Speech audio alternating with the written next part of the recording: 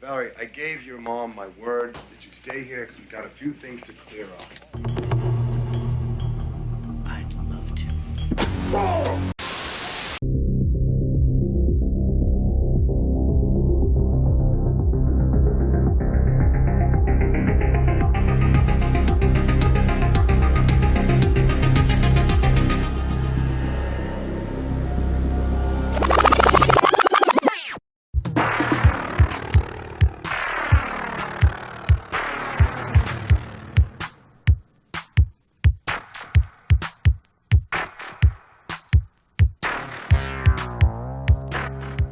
Welcome back to the Vortex, the video Vortex, and boy, this is one of those months where like the Vortex really pulls us in.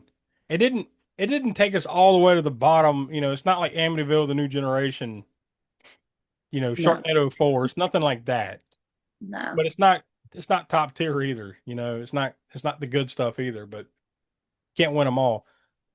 Usually our rotation is something like essentially where we just spin a wheel and it just lands on whatever, and that's what happened this month. Sometimes there's going to be months where we kind of pick it, and that's what's going to be next month because we got to celebrate Christmas properly. So we kind of picked that one, right? But we'll tell you what that's going to be at the end. But the whole point of Video Vortex here is we focus in on movies that were released pretty much straight to video. We kind of honed it in on the 80s and 90s titles. So what do you know? It lands right in the middle of that with Fatal Charm from 1990. I've never heard of this. Nope. Have Nope. anybody? No, never heard of Nope.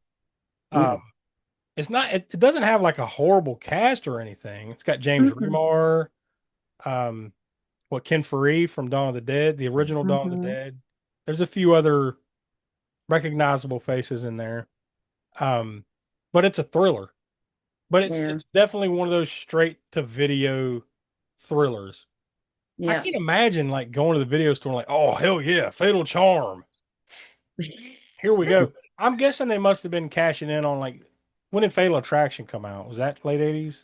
87, I believe. Yeah. Pretty sure it was 87. By title, it must have been cashing in on that or like that raunchy kind of teenage sex thriller kind of thing that was going on late 80s, early 90s. Yeah, that was the whole thing. That was a whole big thing. There's even a documentary I think we mentioned a few times somewhere out there, like it's about the whole erotic thriller subgenre. Yeah, and that's the thing. By the way, I have to preface this by I'm just here for moral support because I didn't get to see the movie. Well, you could probably guess what happens in it. Just putting context clues together. It's not that. Then what? Then immoral support, I guess, or something. Yeah.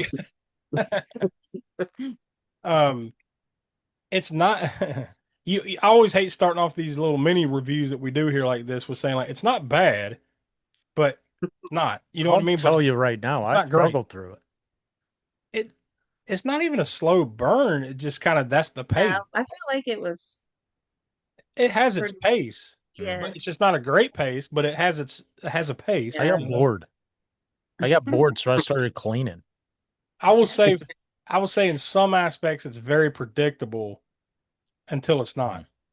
Yeah. Like you kind of think it's going one way, and then they kind of turn it on you a little bit. It's interesting. I mean, the whole premise is this. There's a guy that is on trial for killing like 6 or 7 people, whatever the number is. Kind of like a serial killer, right? And this.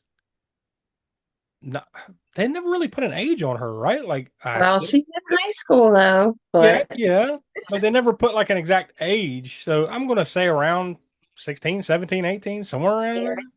I'm going to say 17. Yeah. She basically becomes pen pals and falls in love with this guy that's on trial, and then it kind of goes from there. Like, some things. I'll leave it at the dude goes to jail and then he eventually breaks out. Yeah, and I'll leave it there because things happen from that. I mean, that's the only action right in this movie from that point forward. But Emmanuel 5. Emmanuel 5. No, I was going to say it has to be more entertaining, but they're negative. It can't be. Not once again. This isn't bad. It's just not. It's not something I would want to watch again. I think once you've seen it, kind of thing. But I feel like if you liked watching those because there was a bunch of those too in the late 80s, early 90s of the after school. Mhm. You know, After school special. yeah, the after school specials about yeah, teenagers. You said that in getting our little messenger thread. You Yeah. said it's basically like a raunchy after school special. Yeah. But You're like right. if you like those after school specials that were like, the teenagers always getting wrapped into the bad boys, Yeah, it does but kind of it's feel got like a little bit of craziness to it. this might be one of the first Lifetime movies or something. Because if you think about it, that's kind of what it Yeah. feels like a Lifetime. Yes, yes.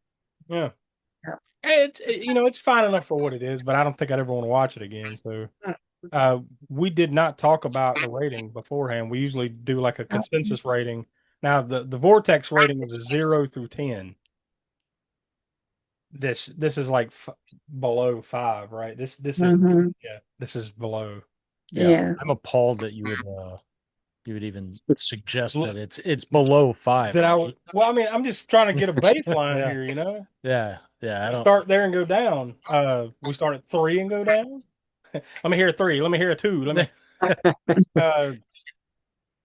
I'll throw out 2.5. That's what I was about to say. 2.5. Yeah, out of 10. Out of 10. Yeah, it's Because it's not bad, but it's watchable, but it's not something you would it's not watchable. highly Not something enjoy to enough. go back to. No. So No, I honestly I can't say that I recommend it at all, but 2.5 out of 10 is right on.